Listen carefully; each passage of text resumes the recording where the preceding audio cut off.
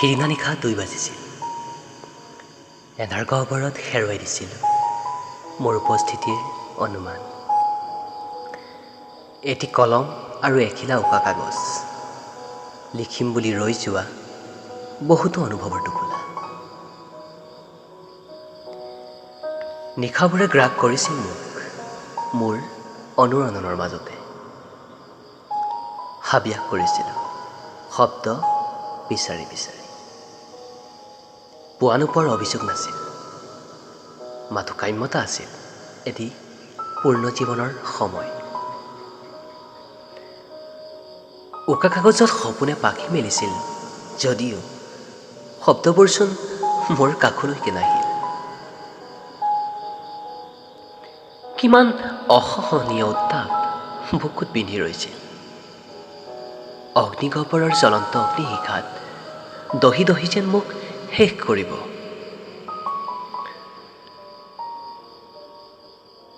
পোহৰৰ বাটলৈ বহু দূৰ আছিল, অথচ এন্ধাৰে মোক গিলিছিল। ভাবিব খুজিও ভাবিব নোৱাৰা বহু কথাই মন আৱৰি ৰাখে। সত্যতাৰ বাটত এন্ধাৰৰ কবচ পাৰকৈ জীৱনে সাৱটিলে।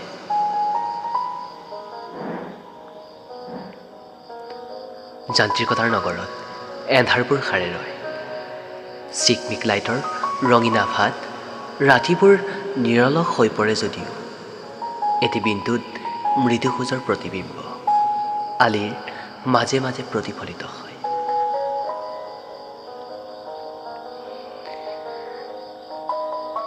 শব্দবোৰ আহিছিল যদিও ৰঙীন আভাৰ বুকুত। ৰাতিবোৰৰ পৰা দ্বৈত অৱস্থা।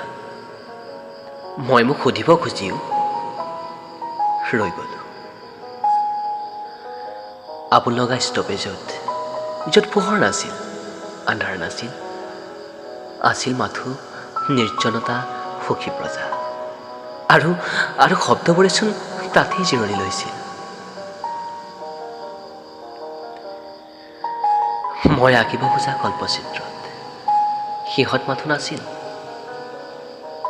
সময়ৰ পাছত সময় অচিনা নদীৰ সোঁতত ধীৰে ধীৰে বৈ গৈছিল। শব্দ অনুভৱ সকলো মোৰ পৰা হেৰাই গৈছিল। বসন্ত যেন লগা সময় নিৰলসভাৱে আহিল। কপৌপাহিও ফুলিল মই নজনাকৈয়ে। নীল আকাশৰ বুকুতো চন্দ্ৰমা ধীৰে ধীৰে অস্তমিত সময়ৰ দিশে এপলক সময় বিচাৰি নাপাল। জীয়া অনুভৱৰ দস্তাবেজত মোৰ সমস্ত সত্তাৰ কথোপকথন কাটিবলৈ।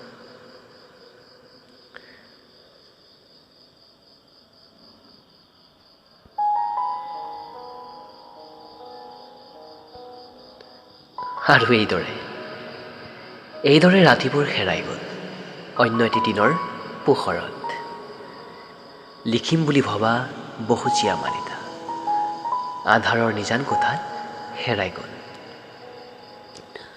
উকা কাগজ আৰু কলমটো নিথৰ চাৱনিৰে মোলৈকে চাই ৰ'ল। কাতৰ হৃদয়ৰ প্ৰতিলিপিত লিখা নহ'ল এটি কবিতা, লিখা নহ'ল এটি কবিতা।